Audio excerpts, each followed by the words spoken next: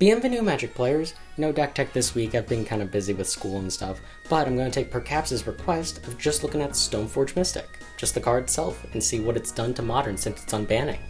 But first, some background on the card. Came out in World Awakening 2011, proceeded to get banned in Standard and pre-banned in Modern just a month later, and for 8 years it only really saw play in Legacy and Commander. When it enters the battlefield, it surges up the equipment, and even if you kill it, they still have the equipment in their hand, and if you don't kill it, they just get to put it onto the battlefield for free. It's almost always Batterskull. It commanded a decent price tag, but nothing too outrageous. But then, in August of 2019, it was unbanned as part of a deal for taking away Hogak and Faithless Looting. Why yes, I am still bitter. Stoneforge will forever be tied to Chase the Mind Sculptor. Both got banned for being in the same deck, both got pre-banned in Modern, and then unbanned in Modern several years later. The only difference is that Chase the Mind Sculptor was unbanned right before he got a meaningful reprint, like only a few months later. Stoneforge never got that meaningful reprint. Once unbanned, it created the Stoneblade archetype. It's just a control deck with Stoneforge Mystic that occasionally splashes green depending on what Simic is currently doing. I can already hear people asking, what about Hammer Time? Well, you see, Hammer Time has been around as long as Stoneforge Mystic has been around. Hammer was in Modern before Stoneforge Mystic was. And the thing is, the majority of the deck was in Modern before 2021. It was just a very rogue deck. It didn't have a lot in the way of card advantage, so it never really defined the meta. But then, it happened.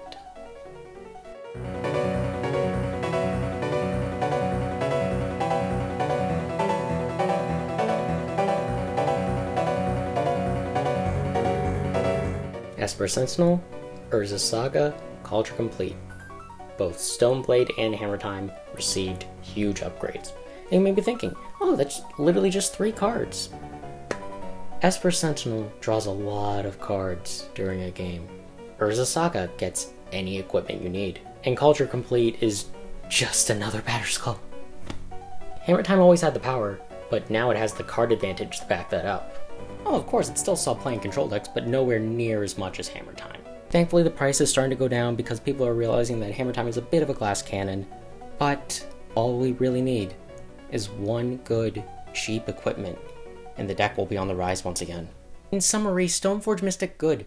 Bienvenue Magic players, and welcome to another Modern deck. Today, we're taking Percaps's request of looking at Stoneblade, the hodgepodge of an archetype centered around Stoneforge Mystic. I went over Stoneforge last week, link in the description, so let's go over the archetype as a whole. You run 4 Stoneforge Mystics, a Batterskull, and a Culture Complete, because they're the best living weapons, and a Sword of Fire and Ice, or Nubazawa's Jite if you're in Legacy. That's it. Deck's over. Bienvenue Magic. Fine, I'll do it for real. Any deck running these 7 cards is a Stoneblade deck, regardless of the rest of the list or even the other colors. We have Azorius, Boros, Jeskai, Mardu, and even 5-color Naya. What does that even mean? You know what? No, we're starting with that one because I'm too curious. Oh, it's a domain deck. That's a deck that wants to have all 5 basic land types in order to maximize the value of cards like Territorial Kavu, Prismatic Ending, and Sign of Draco. Not sure what the Ranger Captain is here for other than Ragavan. But how does Stoneblade fit into this deck?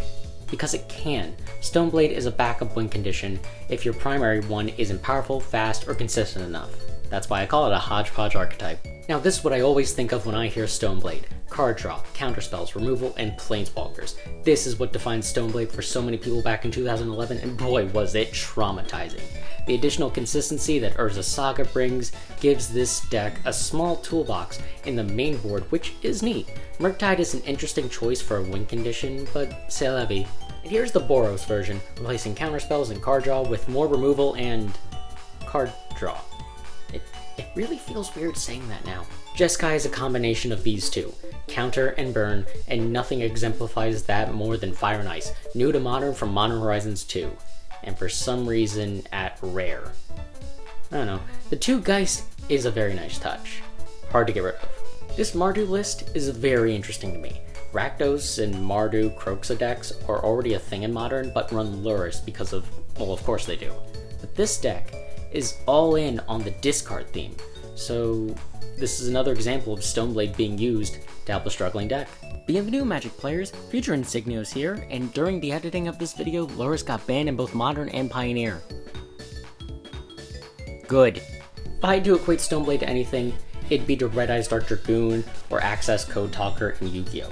Both are run as backup plans to prop up weaker decks, and I believe that's a good thing as long as they're not too expensive.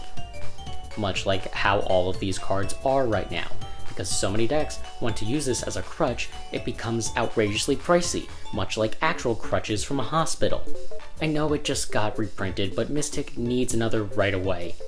Maybe on the list? Oh wait, the list is terrible. Kidneys grow back, right?